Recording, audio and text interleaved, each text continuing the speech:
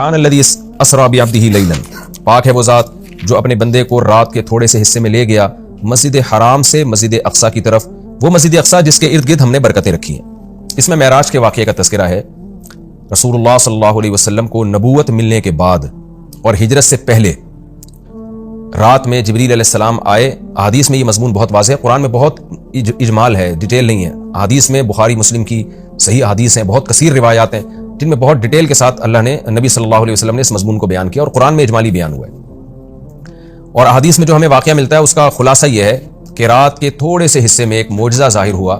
اللہ تعالیٰ نے اپنے حبیب صلی اللہ علیہ وسلم کو رات کے تھوڑے سے حصے میں براق پر بٹھایا، براق جو خچر کو کہتے ہیں عربی میں، اور وہ بجلی کی تیزی کے ساتھ اس نے سفر کیا، مسجد حرام سے راتوں رات وہ لے کر گیا مسجد اقصی۔ پھر احادیث میں آتا ہے کہ قرآن میں تو اتنا ہی ہے کہ مسجد حرام سے مسجد اقصی لے کر گیا تاکہ ہم اپنی بڑی بڑی نشانیاں دکھائیں۔ اس میں اشارہ ہے کہ اور بھی پھر اللہ تعالیٰ نے آپ کو نشانیاں دکھائیں، جس کی تفصیل حدیث میں ہے کہ اللہ تعالیٰ آسمانوں پہ لے کر گیا آپ کو۔ تو براق پر آپ صلی اللہ علیہ وسلم انتہائی تیز رفتاری کے ساتھ، بجلی کی رفتار کے ساتھ آپ صلی اللہ علیہ وسلم کو مسجد حرام سے مسجد اقصی لے جایا گیا، اور مسجد اقصی میں حدیث میں آتا ہے کہ سارے پیغمبروں کا اجتماع ہوا۔ آپ صلی اللہ علیہ وسلم نے تمام پیغمبروں کو نماز پڑھائی،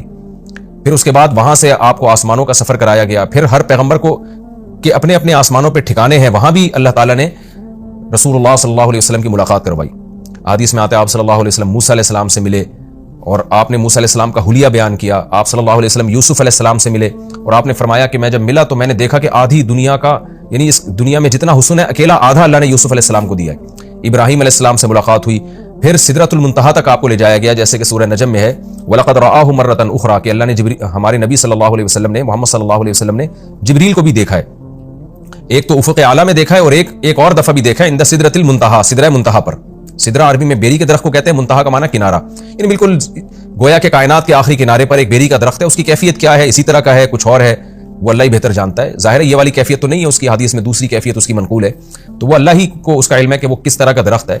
اس کو بیری سے تعبیر کیا گیا، اس کی وجہ کیا ہے، یہ ساری باتیں غیب کا علم ہے جن کو اللہ کے سوا اس کی پوری حقیقت کوئی نہیں جانتا۔ ہمیں جتنا بتایا گیا ہے ہم اس پر ایمان رکھتے ہیں۔ تو حدیث میں آتا ہے کہ سدرۃ المنتہا ہے جہاں اس کے بعد اس سے آگے کوئی نہیں جا سکتا۔ تو اللہ کے نبی صلی اللہ علیہ وسلم کو وہاں لے جایا گیا، اور وہاں بھی آپ نے جبریل علیہ السلام کو دیکھا۔ تو اس کا تذکرہ بنی اسرائیل میں نہیں ہے بلکہ سورہ نجم میں ہے، تو وہ زیادہ مفسرین اسی طرف گئے ہیں کہ معراج ہی کی رات یہ واقعہ ہوا ہے۔ تو اس میں بھی اشارہ ہے کہ اللہ کے نبی صلی اللہ علیہ وسلم کو 7ویں آسمان تک لے جایا گیا۔ تو یہ سارا واقعہ ہوا اور رات کے تھوڑے سے حصے میں، اور پھر اللہ تعالیٰ رسول اللہ صلی اللہ علیہ وسلم کو دوبارہ واپس لے آئے، اور آپ صلی اللہ علیہ وسلم نے پھر جب مشرکین میں دعویٰ کیا کہ مجھے راتوں رات اس کائنات کی سیر کرائی گئی ہے، میں نے مسجد اقصی دیکھی، تو مشرکین نے مذاق اڑانا شروع کر دیا۔ مشہور واقعہ ابو جہل حضرت ابو بکر کے پاس آیا اور کہنے لگا کہ تمہارے ساتھی محمد صلی اللہ علیہ وسلم کا تمہیں پتہ ہے کہ انہوں نے کیا دعویٰ کیا ہے؟ ابو جہل کا خیال تھا کہ جب میں یہ واقعہ حضرت ابو بکر کو بتاؤں گا تو ابو بکر معاذ اللہ انکار کر بیٹھیں گے اور بولیں گے واقعی بھئی یہ تو محمد صلی اللہ علیہ وسلم نے معاذ اللہ جھوٹ کہا ہے اور آپ اللہ کے نبی نہیں ہیں۔ تو ابو جہل خوشی خوشی گیا اور کہا کہ تمہارے ساتھی نے کیا کہا ہے؟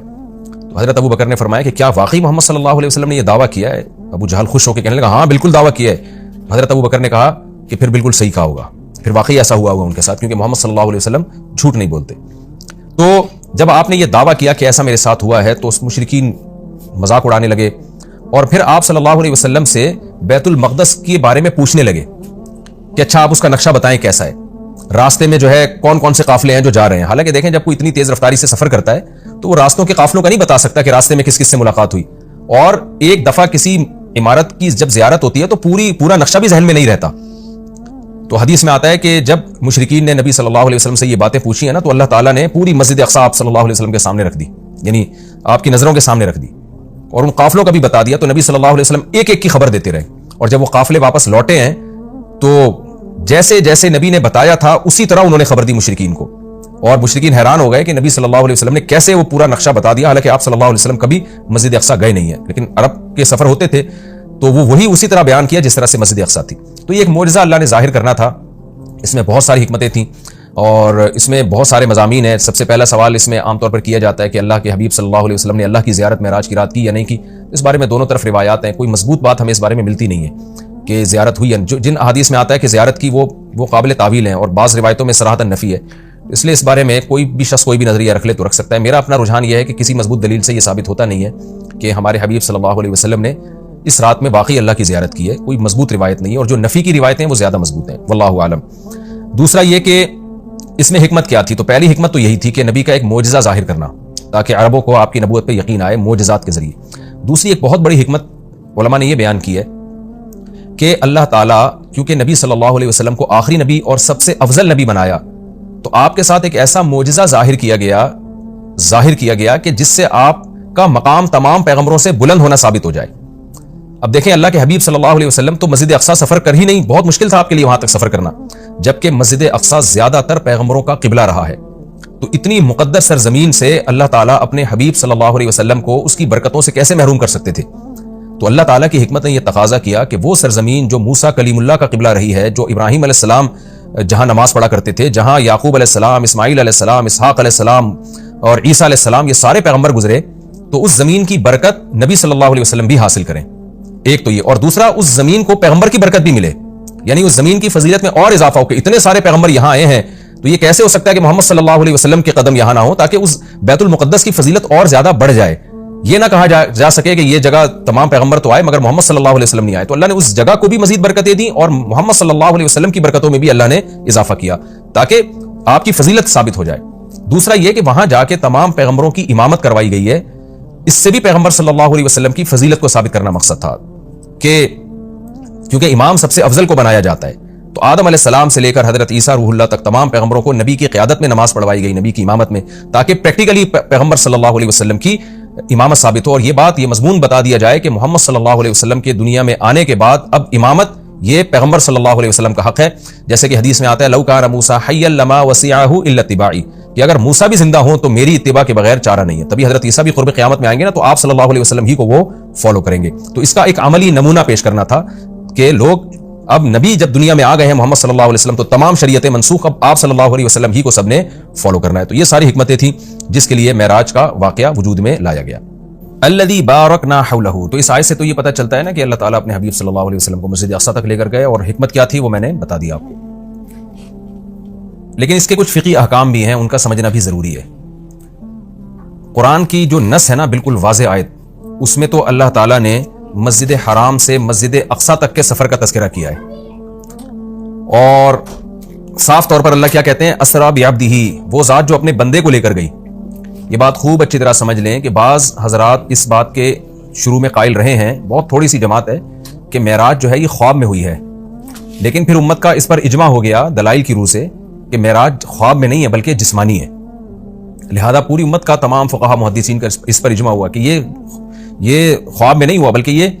جسمانی، یعنی آپ کو جسد اطہر کے ساتھ لے جایا گیا ہے۔ اور اس کی دلیل قرآن کی آیت ہے کہ سبحان الذی اسریٰ، ایک تو سبحان اللہ عربی میں تعجب کے موقع پہ کہا جاتا ہے، تو تعجب ظاہر ہے جب ہی ہوگا نا جب جاگتی حالت میں ہو، اگر خواب کی حالت میں ہے تو پھر تو یہ تعجب کی بات نہیں، خواب میں تو کچھ بھی آ سکتا ہے انسان کو۔ دوسرا یہ کہ اللہ نے یہاں یہ فرمایا بعبدہ، اپنے بندے کو لے کر گیا، تو عبد کا جو اطلاق ہے نا بندے کا، وہ صرف روح پر نہیں ہوتا، وہ جسم اور روح دونوں پر ہوتا ہے۔ جب ہم کہتے ہیں میں فلاں کو فلاں جگہ لے کر گیا، تو اس سے یہی سمجھ میں آتا ہے کہ اس کو جسم کے ساتھ لے کر گیا میں، تو اس لیے قرآن میں یہ بھی اشارہ ملتا ہے کہ معراج جو ہے وہ جسم کے ساتھ ہوئی ہے۔ تو جو حضرات کہتے ہیں نا کہ روح کے ساتھ ہوئی ہے یعنی خواب میں ہوا ہے، وہ استدلال کرتے ہیں سورہ بنی اسرائیل کی ایک آیت میں جو آگے آئے گی انشاءاللہ، جس میں آتا ہے وما جعلنا الرؤيا التي اريناك الا فتنة للناس والشجرة الملعونة في القرآن، یہ سورہ بنی اسرائیل میں اسی صورت میں آگے آیت آ رہی ہے، میں اس کا نمبر بھی آپ کو بتا دیتا ہوں، یہ آیت نمبر 60 ہے اسی سورہ بنی اسرائیل کی۔ وما جعلنا الرؤيا التي اريناك، رؤیا جو ہے نا قرآن میں خواب پر بھی اس کا اطلاق کیا گیا، جیسے کہ سورہ یوسف میں آتا ہے کہ لا تقصص رؤياك على اخوتك، رؤیا اے میرے بیٹے اے یوسف تو اپنے خواب لوگوں کے اپنے بھائیوں کے سامنے بیان نہ کرنا۔ تو رؤیا کا اطلاق چونکہ خواب پر بھی ہوتا ہے، لہذا بعض لوگوں نے یہ کہا کہ قرآن کہہ رہا ہے وما جعلنا الرؤيا التي اريناك، اے نبی جو رؤیا ہم نے آپ کو دکھایا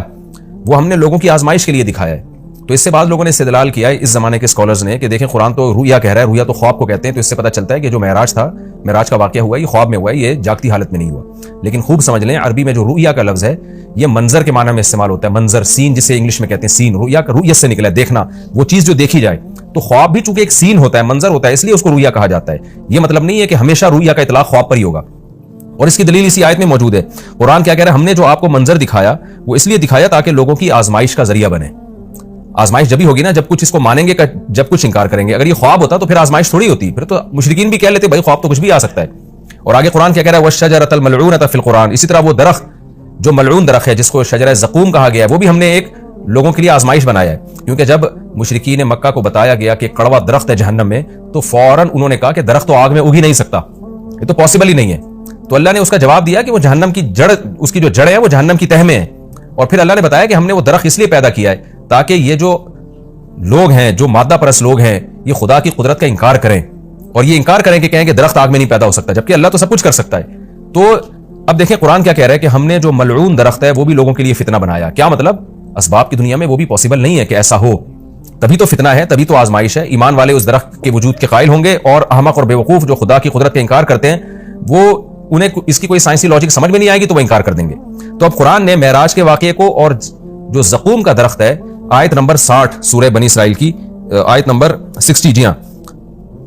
اس صورت میں ایک ہی مقام پہ بیان کیا ہے. تو کیا مطلب؟ دونوں کا وقوع اس کی کوئی لاجک بنتی نہیں ہے، دونوں سیم ہیں. یعنی معراج کا واقعہ اور جہنم میں درخت کا پیدا ہونا یہ دونوں عقل سے بالاتر چیزیں ہیں.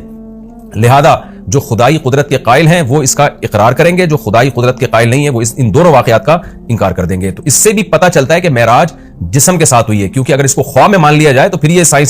اس کی کوئی سائنسی دلیل دینے کی ہمیں ضرورت نہیں رہتی، کیونکہ خواب میں انسان کچھ بھی کر سکتا ہے، سب کچھ ہو سکتا ہے خواب میں اس کے ساتھ. تو یہ واضح قرائن ہے اس بات کے کہ خواب یہ جو معراج ہوئی ہے رسول اللہ صلی اللہ علیہ وسلم کو، یہ جسد اطہر کے ساتھ ہوئی ہے. یہ صرف روح کو آسمان میں نہیں لے جایا گیا، اور صرف جو ہے خواب میں یہ کام نہیں ہوا، بلکہ جسد اطہر کے ساتھ یہ کام ہوا ہے. اور حضرت عائشہ رضی اللہ تعالی عنہ سے ایک روایت ہے جس میں آتا ہے کہ رسول اللہ صلی اللہ علیہ وسلم کا جسد اطہر ما فقیدہ، اس طرح کے الفاظ ہے، صحیح حدیث ہے کہ وہ گم نہیں پایا گیا. تو بعض لوگوں نے اس سے استدلال کیا کہ امی عائشہ کو یہ دعویٰ کر رہی ہے کہ نبی صلی اللہ علیہ وسلم کا جسد وہ گم نہیں پایا گیا، لہذا جسد وہیں تھا اور روح کو معراج ہوئی ہے. تو یہ خوب سمجھ لیں حضرت عائشہ کے کلام کا یہ مفہوم نہیں ہے. حضرت عائشہ کے کلام کا وہی مفہوم لیا جائے گا نا دیگر احادیث سے ثابت ہوتا ہے. تو مطلب یہ ہے کہ اتنی تھوڑی دیر کے لیے وہ جسم بستر سے غائب ہوا ہے کہ گم نہیں پایا گیا، یعنی کسی نے آپ کو تلاش کرنے کی کوشش نہیں کی. ورنہ اتنا بڑا واقعہ ہو کہ آپ مسجد اقصی میں جا رہے ہیں اور ساتوں آسمانوں کی آپ کو سیر کرائی جا رہی ہے، تو اشکال ہوتا ہے نا کہ پھر تو جسم آپ کا غائب ہونا چاہیے تھا. لوگ تلاش کرتے کہ بھئی رسول اللہ صلی اللہ علیہ وسلم تو یہاں تھے، اب گئے کہاں اتنے ٹائم کے لیے؟ تو اتنا تھوڑے عرصے میں یہ آنن فانن بجلی کی رفتار کے ساتھ ہوا ہے کہ رسول اللہ صلی اللہ علیہ وسلم کو تلاش کرنے کی کوشش نہیں کی گئی. ایک سیکنڈ کے بھی ہو سکتا ہے ہزارویں حصے کے اندر یہ کام ہوا. اب رہا یہ مسئلہ کہ یہ کام سیکنڈ کے ہزارویں حصے میں ہو کیسے گیا؟ جب اتنے واقعات ہوئے، مسجد اقصی میں آپ گئے، اتنا لمبا سفر، پھر وہاں اپنے پیغمبروں کو نماز پڑھائی، پھر وہاں سے آپ کو آسمانوں کی سیر کرائی گئی، مختلف آسمانوں پہ دوبارہ سے مختلف پیغمبروں سے ملاقات ہوئی، اور یہ سارا واقعہ ہونے کے بعد دوبارہ براق پہ بجلی کی رفتار کے ساتھ آپ کو لایا گیا، اور پھر آسمان میں آکسیجن کہاں تھی، اور ایک چیز اتنی اسپیڈ کے ساتھ چلے گی وہ تو ہوا میں رگڑ کھا کے جو ہے ہلاک ہو جائے گی، جیسے کہ وہ خچر تھا یا جو براق تھا. تو یہ ساری چیزیں کیسے ممکن ہیں؟ تو ان تمام باتوں کا جواب اللہ نے سبحان الذی میں دے دیا کہ سبحان الذی، وہ ذات ہر عیب سے پاک ہے جس نے یہ کام کیا. کیا مطلب؟ یہ انسانوں کے لیے ناممکن ہے، اللہ کے لیے ناممکن نہیں ہے، کیونکہ اللہ تعالیٰ عیب سے پاک ہے، اور عاجز ہونا، کسی کام کو نہ کر سکنا، یہ بھی ایک عیب ہے. تو یہ عیب انسانوں میں پایا جاتا ہے، یہ اللہ میں نہیں پایا جاتا. اسی لیے بار بار یہ بات کہی جاتی ہے کہ معجزہ یا کرامت یہ اللہ کی قدرت کی دلیل ہوتی ہے، یہ پیغمبر کی یا انسانوں کی قدرت کی دلیل نہیں ہوتی، یا بزرگوں کی قدرت کی دلیل نہیں ہوتی، یہ اللہ کی قدرت کی دلیل ہے. تو اللہ سب کچھ کر سکتا ہے. اور اس میں ایک علمی نقطہ مفسرین نے بہت زبردست بھی بیان کیا کہ دیکھیں اللہ نے محمد صلی اللہ علیہ وسلم کے لیے عبد کا لفظ استعمال کیا اور اپنے لیے سبحان اللہ کا لفظ استعمال کیا. یعنی یہ بتا دیا کہ معراج کا واقعہ جو وقوع میں آیا ہے اس سے محمد صلی اللہ علیہ وسلم کا عبد ہونا اس میں کمی نہیں ہوئی، بلکہ آپ تو اللہ کے غلام ہیں، عبد ہیں. تو یہ آپ کی طاقت اور قدرت کی دلیل نہیں ہے، کیونکہ آپ تو غلام ہیں، عبد ہیں، سارے انسان اللہ کے عبد ہیں. تو یہ اللہ کی قدرت کی دلیل ہے. تو یہ بھی ایک اہم پوائنٹ کی بات ہے کہ اس میں کوئی شرک نہ کرنا شروع کر دے، اور یوں نہ کہے کہ محمد صلی اللہ علیہ وسلم اتنے طاقتور ہیں کہ رات کے تھوڑے سے حصے میں وہ بیت المقدس بھی چلے گئے اور ساتوں آسمانوں کی سیر بھی کر کے آ گئے، تو کوئی محمد صلی اللہ علیہ وسلم کی عبادت نہ شروع کر دے. اس لیے اللہ نے بتا دیا کہ بھائی یہ سبحان اللہ، اللہ ہر عیب سے پاک ہے، محمد صلی اللہ علیہ وسلم تو عبد ہے، عبد ہی رہیں گے. اللہ نے آپ کو عبد بنایا، تو عبد کی عبادت نہیں ہوتی، عبادت معبود کی ہوتی ہے. اب میں آگے چلتا ہوں. میں نے مختصر معراج کا واقعہ بیان کیا، باقی معراج کس رات کو ہوئی خوب سمجھ لیں، اس بارے میں کوئی مستند روایت موجود نہیں ہے، یعنی اس کی اسپیسیفک تاریخ کہ کس تاریخ کو یہ واقعہ وجود میں آئے. 27 رجب لوگوں نے خود گڑی ہوئی ہے، اس پر کوئی صحیح حدیث موجود نہیں ہے. تو ہمیں بس اتنا ایمان ہے کہ معراج کا واقعہ ہوا ہے. اچھا، نبی صلی اللہ علیہ وسلم کے مسجد حرام سے مسجد اقصی تک جانے کے عمل کو اسراء کہا جاتا ہے، اور مسجد اقصی سے ساتویں آسمان تک جانے کے عمل کو معراج کہا جاتا ہے. یہ بھی ایک ٹرم خوب اچھی طرح سے آپ سمجھ لیں. تو اسراء کا عمل اور معراج کا عمل. اور علماء نے یہ کہا ہے، یہ مسئلہ بیان کیا ہے کہ جو مسجد اقصی تک جانے کا بھی انکار کرے گا وہ کافر ہو جائے گا، کیونکہ قرآن کی صریح آیت موجود ہے. اور جو آسمانوں پہ جانے کا انکار کرے گا تو اگر وہ کوئی تعویل کر رہا ہے احادیث کی یا خبر واحد ہونے کی وجہ سے تو وہ گمراہ ہوگا، کافر نہیں ہوگا. لیکن جو ضد اور ہٹ دھرمی میں انکار کر رہا ہے صرف نبی صلی اللہ علیہ وسلم کی بات کو غلط قرار دے کر، تو پھر وہ بھی کافر ہو جائے گا. تو اس لیے معراج کا یعنی مسجد حرام سے مسجد اقصی تک جانے کا تو قرآن میں چونکہ صراحتاً ذکر ہے، اس کا انکار تو بالکل قرآن کا انکار کہلائے گا، اور جو احادیث کا انکار کرتا ہے تو اگر کوئی تعویل کرتا ہے تو گمراہ کہلائے گا، تعویل نہیں کرتا تو پھر وہ بھی کافر کہلائے گا۔